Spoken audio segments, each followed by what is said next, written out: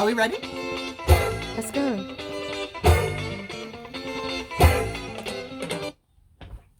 All right, people, here we are. It is 5 o'clock, which means 5 at 5 for a Feel Good Friday here on the Smooth Drive with me, Sope Martins. And so here come the musings. I hope you are prepared. And if you've got your own musings, then all you need to do is send your WhatsApp message into me so I can read them out and also share your reactions to my musings as well. Love nothing more than to get your take on my take on the world. All right, so 0809 440 981. That's the WhatsApp number to send your messages into.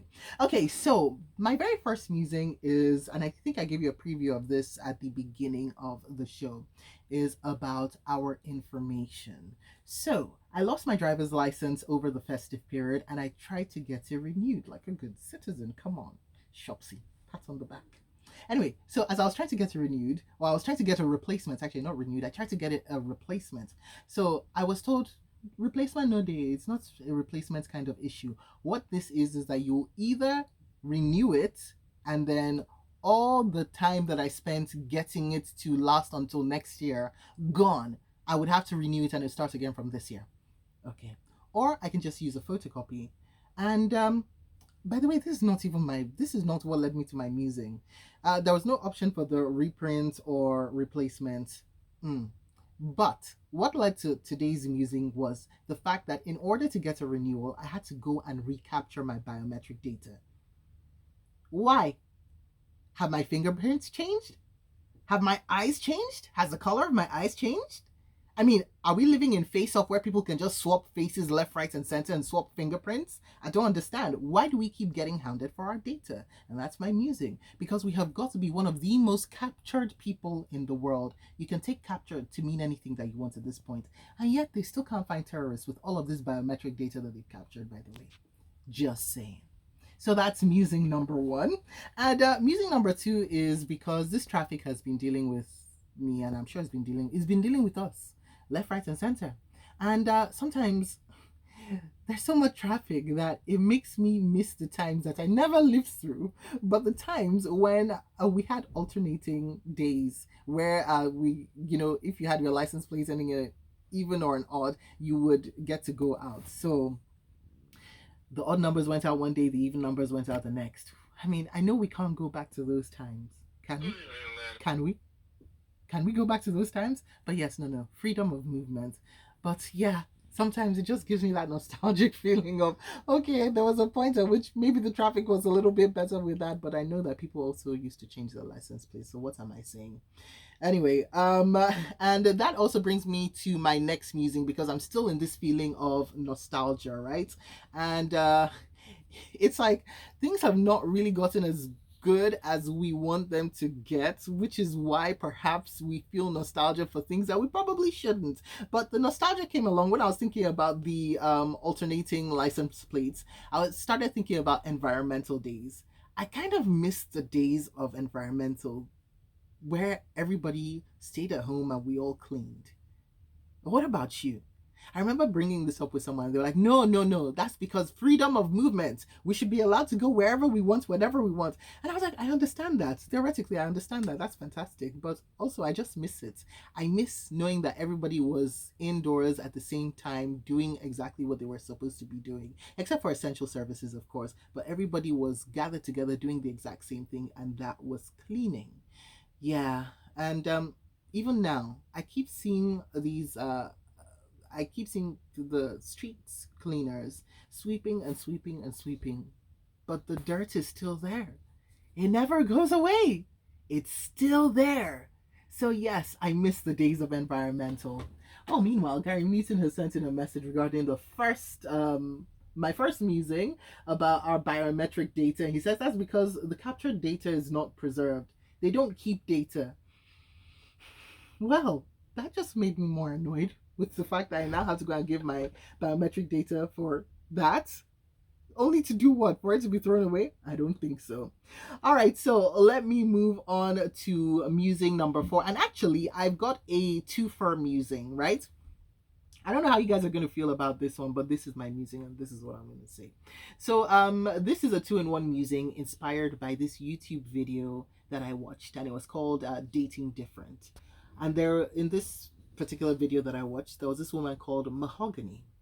And Mahogany has a condition called lymphedema, which is swelling in an arm or a leg that's caused by a lymphatic system blockage. Anyway, in her case, she has a giant leg. I'm not being politically incorrect, nothing like that. She literally has a giant leg. Giant. All right. So she went on a date with a woman who didn't know that she had this condition or this giant leg. And Mahogany said that she didn't post full pictures of herself because interactions would change after people saw the leg. Because from the face up, this lady is just, she's winning on all fronts. She's within the societal parameters of normal. In fact, plus extra, she's fine. But waist down, there's the leg. And that got me thinking, why hide it?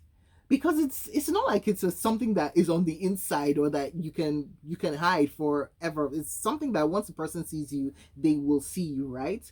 So it's a very obvious thing, and it's a little like hiding that you're in a wheelchair or that you are blind. Those are things that you can't really hide. You can't hide them, right? So it's, and I felt like, and I'm not saying this about anything. I'm just, because for me, people are people and people will always be people. But if it's such an integral part of you, it's like me, I suppose, trying to not show people my skin color if I'm in another country and I'm on a dating app. It's such an integral part of you that is not going anywhere anytime soon. So why would you hide it? Wouldn't it be better if you were just upfront? I mean, wouldn't it be there, in fact, up front and center when you go on your first date? So the person is going to see it on the first date anyway. So it felt a little disingenuous to me. Because for me, the people that will accept you will accept you. They'll accept all of you. And the people that won't accept you won't accept you. So why would you hide it and then spring it on them on the first date? Do you want to see their reaction in real time? Or would you rather that they had a moment? Anyway, that's me. Anyway, so that now goes into my second musing, because still on this video, still on Dating Different. So Mahogany, our protagonist of this story, she goes on a date and she asks this woman that she goes on the date with, says, yeah, this was really dating different. Says, do you notice anything different about me? That's the question she asked. Very obvious question, very leading question. Objection in the court of law. Anyway, so her date says, personally, I don't see anything different about you. Seriously? And then get this, Mahogany says, thank you. That was the response. See, I would say fear people who don't see that people have different colors or that people have disabilities or that people have anything different about them, because there is a huge, huge, huge difference between acceptance and denial. And that's something that a lot of people don't seem to get. I would rather you notice me and anything that's different about me and accept it than pretend that you don't see it.